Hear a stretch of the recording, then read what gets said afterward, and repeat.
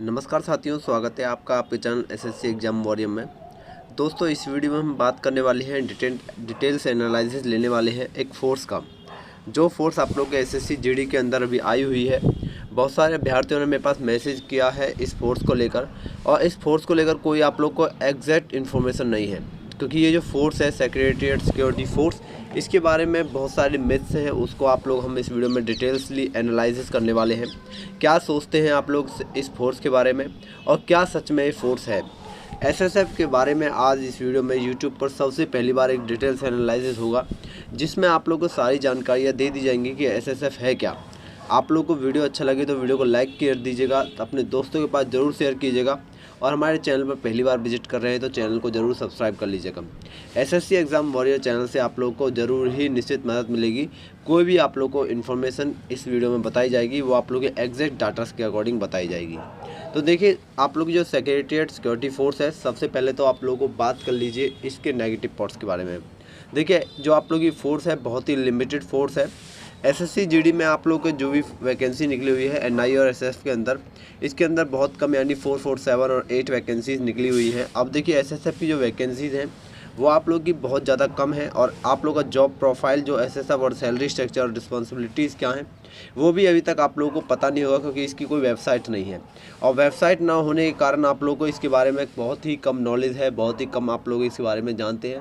अगर आप लोगों ने एसएसएफ के लिए फर्स्ट प्रेफरेंस भरा है और आप लोग का एसएसएफ के अंदर सिलेक्शन है, तो आप लोगों के लिए वीडियो बहुत ज़्यादा इंपॉर्टेंट होने वाली है। और जिन अभ्यर्थियों ने भी एसएससी जीडी के आने वाली परीक्षाओं की तैयारी कर रहे हैं या एसएससी जीडी में सिलेक्शन लेना चाहते हैं, उनके लिए भी वीडियो बहुत ज़्यादा इंपॉर्टेंट होने वाली है।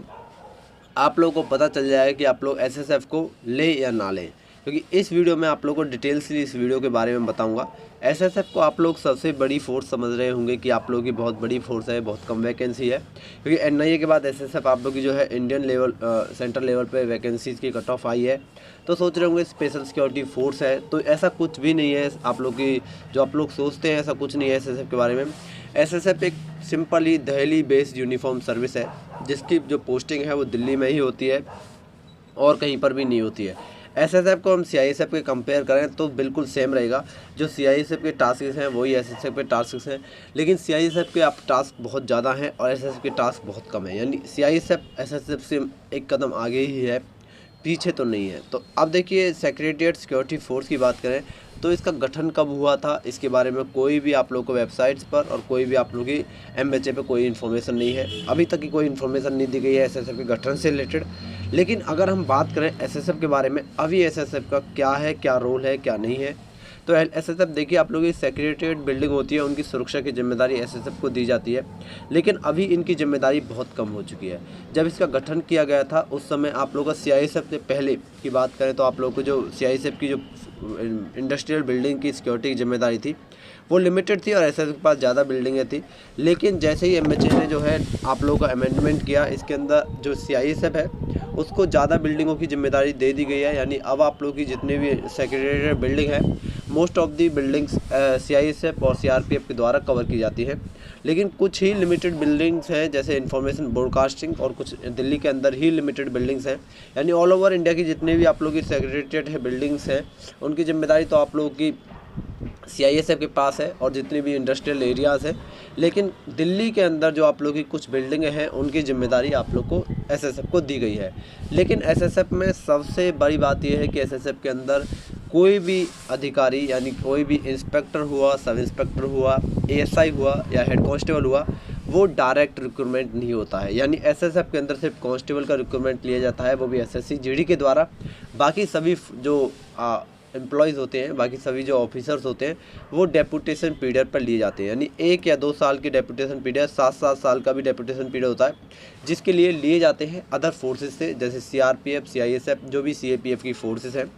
अगर एसएसएफ को सीएपीएफ से कंपेयर करें तो कोई भी कंपैरिजन नहीं है। एसएसएफ सीएपीएफ का कोई भी पार्ट नहीं है, सीएपीएफ से अलग है। सेंट्रल आर्म पुलिस फोर्स के अंदर एसएसबी, बीएसएफ, सीआईएसएफ, सीआरपीएफ इत्यादि फोर्सेज आती हैं। एसएसएफ उनसे अलग है। एसएसएफ एमएचए के अंदर जरूर है, मिनिस्ट्री ऑफ होम अफेयर्स के अंदर आता है, लेकिन वो सीएपीएफ के अंदर नहीं आता है।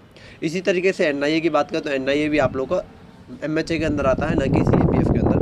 तो इसको इसके साथ जोड़िएगा मत, आप योग मत लिखिएगा एसएफ जो है सीएपीएफ का पार्ट है, सीएपीएफ का पार्ट नहीं है।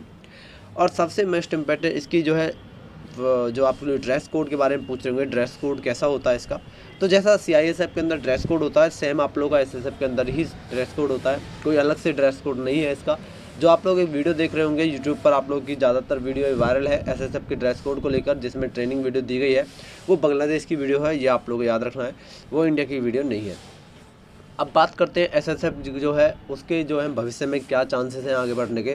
तो देखिए दोस्तों, अगर आप लोगों ने SSF को सिलेक्ट किया है तो बेशक आप दूसरी फोर्स अगर चांस मिले तो चेंज कर लीजिएगा, क्योंकि SSF के अंदर बहुत कम मॉडरेट चांसेस हैं आप लोग के फ्यूचर में आगे बढ़ने के लिए, क्योंकि SSF का जो है अब जो सर्विसेज हैं उसको कम किया जा रहा है, और ऐसा भविष्य में हो सकता है SSF को जो है CISF के साथ मर्ज किया जा सके, क्योंकि मर्ज अभी चल रहा है। असम राइफल्स का जो है ITBP के साथ मर्ज के लिए बातें की गई है, वही SSF को भी गठन को जो है लगातार डाइंग किया जा रहा है, उसके जो है जिसके भी चांस जो पावर है उनको लगातार लिमिटेड किया जा रहा है, उनसे लेकर CISF और CRPF को दिया जा रहा है। देखिए SSF जो है लगातार बंद नहीं किया जा रहा है SSF को, लेकिन उसकी जो पावर है उनको कम करते जा रहे हैं। तो एक टाइम ऐसा आएगा आफ्टर 5 to 6 ईयर्स या 10 ईयर्स के बाद कि SSF की कोई वैकेंसी नहीं निकलेगी और SSF जो है बंद हो जाएगा, उसकी पूरी पावर CISF और CRPF को दे दी जाएंगी। SSF की जिम्मेदारी होती है सिर्फ दिल्ली के अंदर होती है, तो ऐसा नहीं है कि आप लोगों को किसी और स्टेट में या कहीं और पोस्टिंग मिल सकती है, सिर्फ आप लोगों की पोस्टिंग दिल्ली के अंदर ही होगी। अगर आप लोग दिल्ली से बिलोंग करते हैं तो आप लोगों के लिए अच्छी वैकेंसी है, दिल्ली या हरियाणा से बिलोंग करते हैं, UP से बिलोंग करते हैं, यानी NCR के एरिया से जो आप लोग बिलोंग करते हैं, तो आप लोगों के लिए वैकेंसी काफ़ी बेहतर है, क्योंकि आप लोगों की पोस्टिंग सिर्फ दिल्ली में ही रहेगी, आप लोग को ऑल ओवर इंडिया पोस्टिंग नहीं दी जाएगी। लेकिन अगर आप लोग किसी और स्टेट से बिलोंग करते हैं, तो SSC GD में सभी स्टेटों से कैंडिडेट आते हैं, तो आप लोगों के लिए SSF सही नहीं है। वहाँ पर आप लोगों को सिर्फ दिल्ली में पोस्टिंग रहेगी, और एक जगह पोस्टिंग लेते लेते आप बोर हो जाओगे, और इसके अंदर कोई नया पावर नहीं है, नई आप लोगों को एडवेंचर देखने को नहीं मिलता है। सिर्फ एक ही काम होता है, सिक्योरिटी देना, बिल्डिंग्स को सिक्योरिटी देना, सिर्फ आप लोगों का यही काम होता है इसका, सेक्रेटरीट सिक्योरिटी फोर्स का। और इसके जो अधिकारी होते हैं वो भी डेपुटेशन पे लिए जाते हैं, तो इसके अंदर जो आप लोग का LDC होता है, डिपार्टमेंटली प्रमोशन के चांस होते हैं वो काफ़ी कम है, और इससे ज़्यादा चांसेस आप लोगों के CAPF की अदर फोर्सेस के अंदर है, जिसमें आप लोग का LDC कोटा लगातार आता रहता है, और उसमें आप लोग के अधिकारी ले लिए जाते हैं। इसमें मोस्टली डेपुटेशन से आ जाते हैं, तो उनको ज़रूर कभी नीड नहीं होती कि कहीं आप लोगों में से किसी को जल्दी प्रमोशन देकर बना दिया जाए। डेपुटेशन बेसिस पे ले लिए जाते हैं, और कोई अदर से भर्ती नहीं होती है। अब देखिए SSF के बारे में और एक बात करें कि आप लोग की SSF की जो सैलरी स्ट्रक्चर क्या है, तो SSF का जो सैलरी स्ट्रक्चर है बिल्कुल सेम है आप लोग का जो अदर फोर्सेस का लिया जाता है, यानी CISF का सैलरी स्ट्रक्चर और SSF का सैलरी स्ट्रक्चर बिल्कुल सेम है। सिर्फ आप लोगों के अंदर इसका ये है कि इसकी दिल्ली के अंदर पोस्टिंग होती है, तो HRA बिल्कुल लिमिटेड है, आप लोग हायर HRA मिलता है, दिल्ली के अंदर सबसे हाई HRA मिलता है 30%, तो आप लोगों को HRA दिया जाता है। और अगर बात करें आप लोगों का DA की, तो आप लोगों का DA सेम मिलता है, जो इंडियन गवर्नमेंट सर्विस के द्वारा प्रोवाइड किया जाता है। बाकी सभी आप लोग के सैलरी बात करें तो आप लोग 32,000 से ऊपर आप लोग की सैलरी बनती है। इसके अंदर 32,000 से ज़्यादा ही सैलरी बनती है, 32,000 से कम सैलरी नहीं बनती है। अगर आप लोग ट्रेनिंग कंप्लीट करने के बाद आप लोग की सैलरी की बात करें तो आप लोग को इतनी सैलरी प्रोवाइड की जाती है। बंकर्स इसके अंदर प्रोवाइड नहीं किया जाते, इसलिए इसके अंदर HRA प्रोवाइड किया जाता है। NIA के अंदर भी बंकर्स फैसिलिटी नहीं होती है, जैसा अदर फोर्सेस में होती है, CAPF के अदर फोर्सेस में ऐसी कोई बंकर फैसिलिटी इसके अंदर नहीं दी जाती है। और बंकर फैसिलिटी आप लोग की CAPF में मिलती है, NIA के अंदर भी नहीं मिलती है, इसलिए वहाँ पर भी आप लोग को HRA प्रोवाइड किया जाता है। तो ये होगी SSF की बात आप लोग को इस वीडियो में। सारी डिटेल्स लिए मैंने आप लोगों को बता दिया है कि SSF के टास्क क्या हैं, SSF के अंदर क्या आप लोगों का प्रमोशन चांसेस है, कितना बेहतर है, और कौन कौन से अभ्यर्थियों के लिए बेहतर है, और कौन कौन से अभ्यर्थी बेशक इस फोर्सेस के लिए कम ही अप्लाई करें। आप लोग के पास अदर SSC GD के अंदर बहुत सारी वैकेंसीज़ हैं, टोटल 8 तरीके की वैकेंसीज ली जाती हैं, तो और किसी फोर्स में अप्लाई करना बेहतर रहेगा आप लोगों के लिए, अगर आप लोग भविष्य में इंक्रीमेंट लेना चाहते हैं तो ये था पूरा वीडियो डिटेल्स एनालिसिस SSF के ऊपर। अगर आप लोगों को कोई और जानकारी चाहिए SSF से रिलेटेड तो आप लोग हमें कमेंट बॉक्स में लिख सकते हैं, हम आपको पूरी जानकारी दे देंगे SSF से रिलेटेड जितनी भी जानकारी होती है। चलिए दोस्तों, मिलते हैं नेक्स्ट वीडियो में इसी तरह की इन्फॉर्मेशन के साथ। जब तक के लिए धन्यवाद। जय हिंद, जय भारत।